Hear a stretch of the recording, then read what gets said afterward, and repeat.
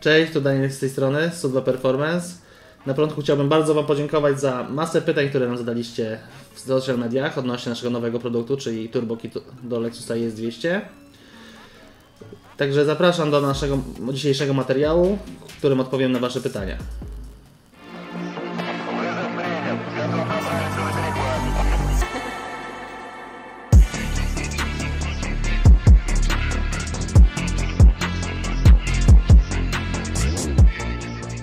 TurboKit. Co znajduje się w zestawie? W zestawie znajdziecie wszystkie niezbędne elementy, aby uruchomić swojego Lexusa ES200. Między innymi turbosprężarkę, kolektor, downpipe, testpipe, intercooler z rozmocowaniami, kompletne rurowanie oraz blow-offa. A po szczegóły odsyłam Was do naszego sklepu internetowego, link w opisie.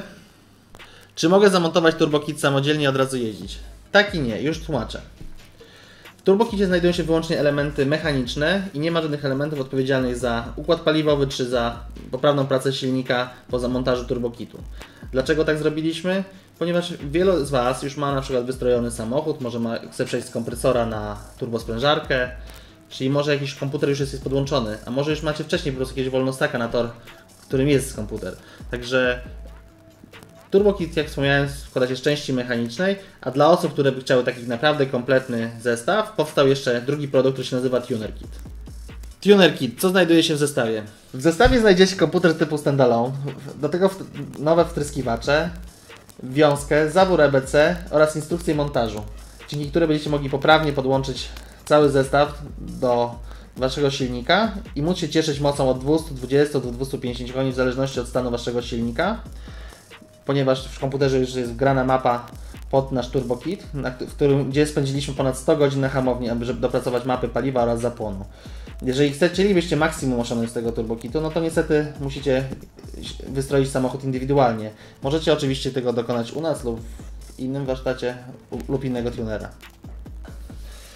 Dostaliśmy bardzo wiele pytań, dlaczego nie użyliśmy DETA do sterowania silnikiem. Najprostszym problemem jest, że chcieliśmy mieć wyżej limiter obrotu, ponieważ Lexus się nie kręci wysoko, a nadal tam mamy zapasy mocy. Dzięki temu na niskim doładowaniu możemy wygenerować więcej mocy. Mimo że na decie możecie oczywiście próbować podnieść limiter, ale jakbyście spojrzeli to zewnętrznym narzędziem diagnostycznym, to mimo podnoszenia obrotów, to fabryczny sterownik się broni i opóźnia zapłon. Przez co znowu macie wyższe obroty, ale nie generujecie mocy. Drugim problemem jest to, który się zaczął objawiać dopiero w takich setupach jak kompresory czy dosyć małe sprężarki, tak jak w naszym TurboKicie, że mimo pełnej emulacji przepływki, map sensora, nie ma przepływki w Lexusie, po prostu sterownik wchodzi w taki tryb, gdzie idzie bardzo ostry zapłon raz na jakiś czas i powoduje to bardzo duże spalanie stukowe, które może doprowadzić do zniszczenia silnika. Dlatego my jako Sudwa Performance kompletnie nie zalecamy używania DETA 3. W ogóle jak ktoś do nas aktualnie pisze, czy jakiś projekt na decie, to zalecamy, żeby przejść na jakiś nawet na Speeduino, czy inny sterownik standalone, aby bezpieczniej mieć kontrolę po prostu nad zapłonem i paliwem w 100%, ponieważ pamiętajcie, że DET3 też nie zapewnia Wam pełnej kontroli nad zapłonem, tylko oszukujemy nadal fabryczny sterownik. Czy muszę odprężyć silnik kanapką? Kanapkę to możemy zjeść na śniadanie.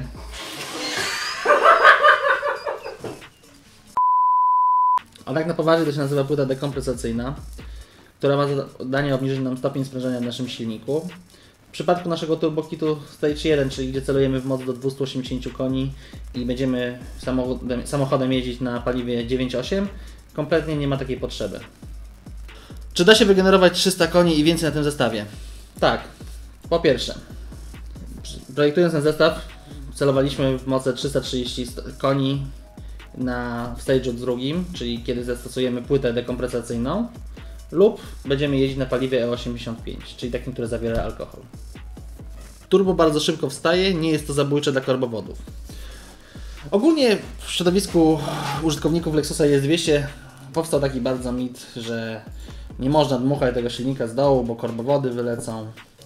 Ale jak zobaczycie na późniejszym przykładzie, odpowiadając na inne pytanie, gdzie porównamy kompresor do TurboKitu, no to jest po prostu mit. A czym jest spowodowany? Najczęściej jest spowodowany tym, że samochód jest właśnie wystrojony na DET3 lub FCD, gdzie w jednym i drugim przypadku nie mamy pełnej kontroli nad zapłonem albo czasem też brakuje nam paliwa w silniku. I powoduje to spalanie stukowe, albo zbyt wysoką temperaturę w komorze spalania i zaczynają albo tłoki płynąć, albo nam wyskakują wszystkie korbowody z silnika. Co z żywotnością silnika po zamontowaniu turbosprężarki? Słuchajcie, mamy 10 lat doświadczenia w budowaniu Lexusów IS200 w turbo. Jeszcze nie zdarzyło nam się, aby żaden z tych Lexusów wybuchł.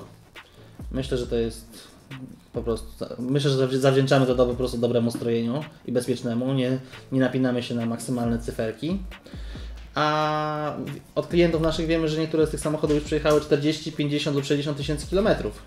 Także szansa, że Twój samochód przejedzie następne 50 tysięcy po zamontowaniu turbosprężarki jest duża. Oczywiście te samochody też mają swoje lata, więc nie jesteśmy w stanie powiedzieć, w jakim stanie Twój samochód i Twój silnik są w danym momencie. Więc zanim zamontujesz turbosprężarkę, warto zrobić diagnostykę. Super. Czy TurboKit jest kompatybilny z LPG? Tak, wiemy, że ceny Łobajtka wyskoczyły w górę i więc wielu z Was by chciało mieć turbo i przy okazji tanio jeździć. Oczywiście w przypadku dobrze zbudowanego układu LPG jesteście w stanie bezpiecznie jeździć takim turbokitem, ale osobiście my nie zalecamy, ponieważ większość instalacji nie jest przystosowana na tą moc, albo przez gazownika jest źle wystrojona, albo jest zaniedbana, ponieważ pamiętajcie, że w przypadku używania LPG dbanie i serwis to jest numer 1, co jest często zaniechane przez użytkowników. A ile to pali? Generalnie TurboKit, montaż turbosprężarki to zawsze jest restrykcja.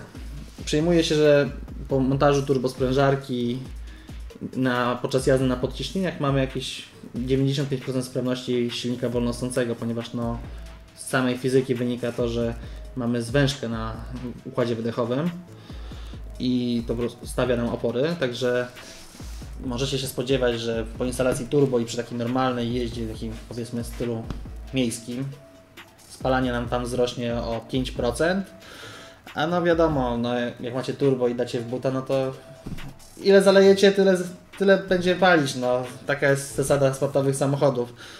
Także my żadnych testów ekonomicznych nie robiliśmy, bo nie jesteśmy SO2 Economy, tylko SO2 Performance. Także wiecie, dla nas się liczą moc, fajny powerband i żeby to auto w końcu jeździło. Także tyle.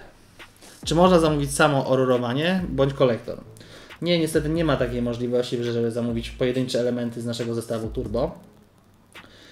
Jedyną możliwością, kiedy użytkownik, który już kupił u nas TurboKit i z jego winy ulegnie jakieś uszkodzenie jakiegoś elementu, to wtedy kontaktując się z nami bezpośrednio może zamówić po prostu część zamienną.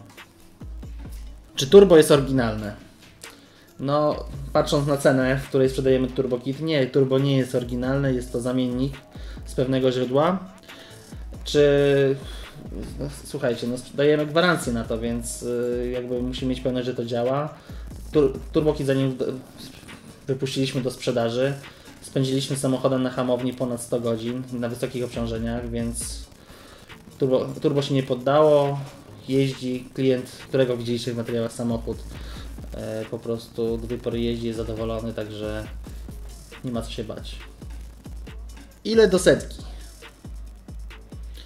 Słuchajcie, zanim zamontowaliśmy TurboKit naszego projektu, postanowiliśmy samochód takim w stoku po prostu zmierzyć i spójrzcie tutaj do mnie na ekran. Przed zamontowaniem turbosprężarki czas z 0-100 mamy 10,5 sekundy, a po zamontowaniu turbosprężarki przejdźmy dalej, pomiar oczywiście dragim, który jest, jak widzicie, na prostej drodze wykonany, spadło do 6,99 sekundy. Oczywiście to nie jest pewnie maksymalny czas, który możecie wykręcić, ponieważ nie napinaliśmy się, żeby zrobić jak najlepszy wynik, tylko pokazać, że ta różnica jest i czas do setki się mocno skróci po zainstalowaniu TurboKitu Stage 1 od nas. Jako ciekawostkę dorzucę tutaj jeszcze pomiary 100-200, także spójrzcie do mnie na ekran. Jak widzicie, mierząc Lexusa IS200 w przedziale 100-200, nie jest to demon prędkości w serii i nawet nie starczyło nam na niemieckiej autostradzie drogi. Jak widzicie po różnicach wysokości, które macie tutaj tą zieloną linią, przedstawiony. Udało nam się zmierzyć w sumie czas 59 sekund 100-200. Ale słuchajcie, no po zamontowaniu turbo i to w Stage 1 osiągnęliśmy wynik 19,7 i już na autobanie spokojnie znaleźliśmy drogę. Także jest trzykrotnie skróciliśmy czas 100-200, czyli możecie bezpiecznie wyprzedzać na autostradzie. A jeżeli zrobicie Stage 2, myślę, że tutaj 12,5-13 sekund 100-200 jest bez problemu osiągalne. I jest 200 w automacie. Czy zadziała z turbokitem? W teorii nie powinno być najmniejszego problemu, aby spiąć nasz turbokit z IS-200 w automacie, ponieważ powinno pasować, a no co do strojenia, no to musicie zapytać swojego tunera. Kiedy turbokit do Lexusa IS-300? IS-300 to jest samochód, w którym znajduje się oczywiście 2JZ. Na polskim rynku i czy rynku zagranicznym firm oferujących tuningowanie 2JZ-ów jest bardzo dużo i prawie każdy warsztat tuningowy się zajmuje 2JZ-em, więc w sumie nie widzimy potrzeby tworzenia dedykowanego turbokitu.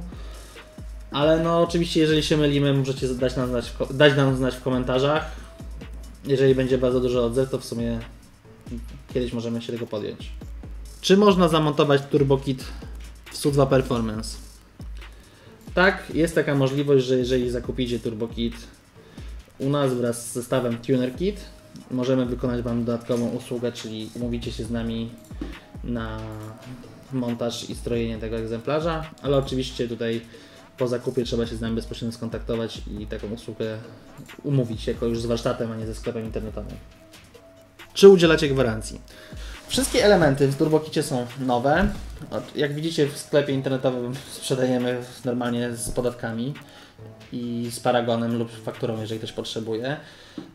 Więc no, odpowiadamy za ten zestaw, więc na wszystkie elementy mechaniczne tego zestawu po prostu udzielamy gwarancji zgodnie z polskim prawem.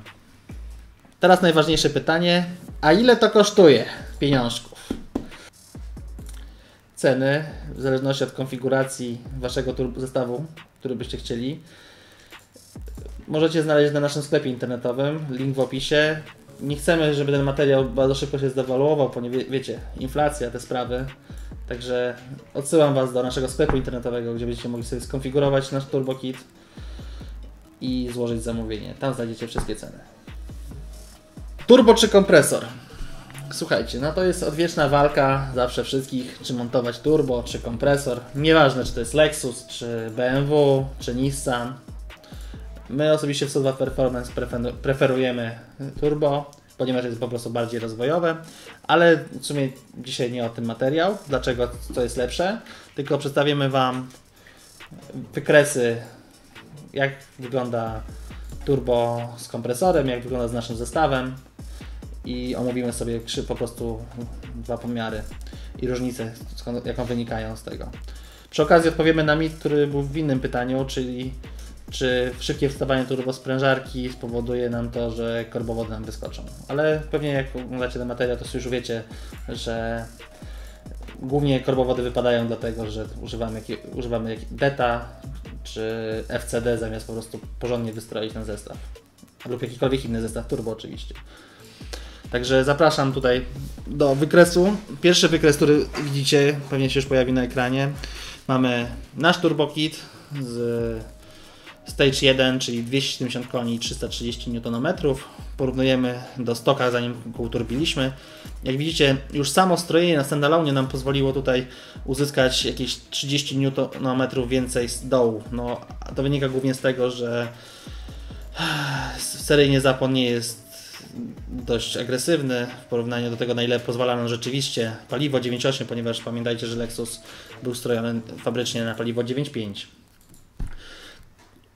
Jak widzicie, turbo już nam ładnie wstaje tak od 2500 obrotów, już mamy nadciśnienie, a maksymalny moment już rozwijamy, czyli nadal mówimy tu o 0,7 bara, czyli Stage 1, już przy 3400 obrotach i ten mamy bardzo szeroki zakres po prostu tego momentu obrotowego, aż do jakichś 6000, czyli Uzyskujemy dzięki temu bardzo szeroki powerband. Samochód jest bardzo elastyczny w użytkowaniu w mieście, jak i na trasie. I w sumie to są chyba największe atuty naszego turbokitu, że uzyskujecie bardzo elastyczne auto. Że zaraz pokażę Wam to do wykresu z inną turbosprężarką, gdzie będzie dobitnie to po prostu widać, że gdzie może cyferki tam są fajniejsze, ale no tamtym autem sobie wygodnie nie pojeździcie po ulicy. Ale zanim do tego przejdziemy, pokażę Wam jeszcze tutaj kompresor, porównanie z kompresorem.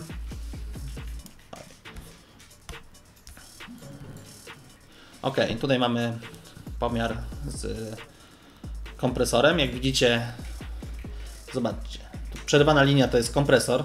Do powiedzmy do tych 3000 obrotów generujemy więcej momentu obrotowego, czyli ten atut, mityczny atut kompresora, że macie maksymalną moc z dołu, znaczy macie moment z dołu, ale już potem no, nie robi takich fenomenalnych wartości. To jest, pamiętajcie, typowy kompresor, taki zestaw, który kupujecie w internecie do Lexusa ES200 lub Bremani, czyli te okolice 210-220 koni na seryjnym sterowniku. I tutaj widzicie następny aspekt. Przez to, że nie możemy kręcić wyżej silnika, nie wykorzystujemy zapasu, jaki ten silnik po prostu posiada. Drugi, no i tutaj właśnie możemy rozwiać ten mit odnośnie słabych korbowodów w ES200.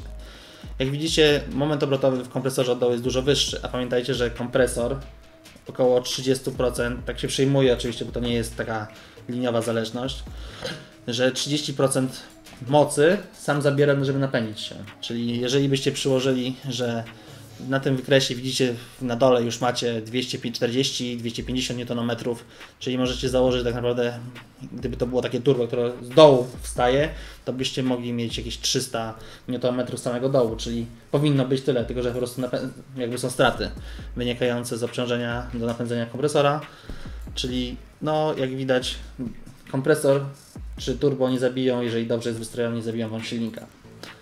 Drugim aspektem kompresora, jedynym takim dużym plusem, no, że termicznie silnik nie jest tak obciążony, ponieważ możemy go dalej traktować jako wolnostaka i nie mamy restrykcji na wydechu.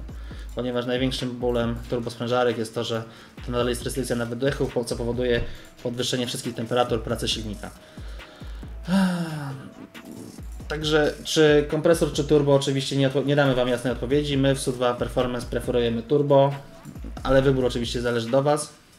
Pamiętajcie, że dzisiaj na rynku też nie ma już nowych kompresorów, a nowe kompresory są dużo droższe niż turbiny samochodu, a używki mają też już, te, które używacie najczęściej, mają średnio 20-15 lat przelotu i są w różnym stanie, a kompresor ciężko zregenerować, żeby był poprawny. Większość kompresorów po regeneracji z automatu ma jeszcze mniejszą sprawność niż przed regeneracją, tyle że nie chodzą głośno łożyska.